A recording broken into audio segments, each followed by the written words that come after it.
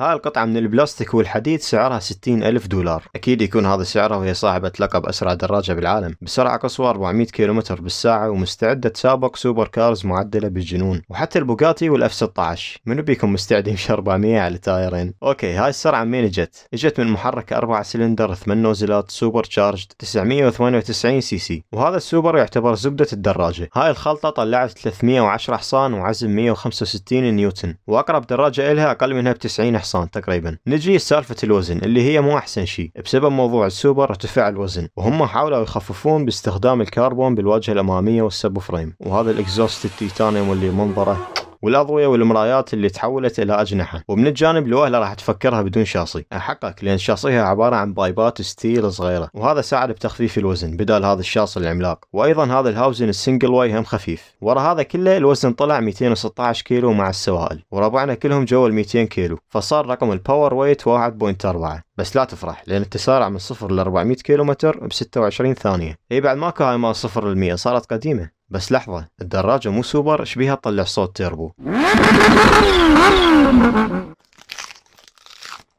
الجواب تلقونه بالكابشن وبالستوري، والخس طيب ويا الفلافل.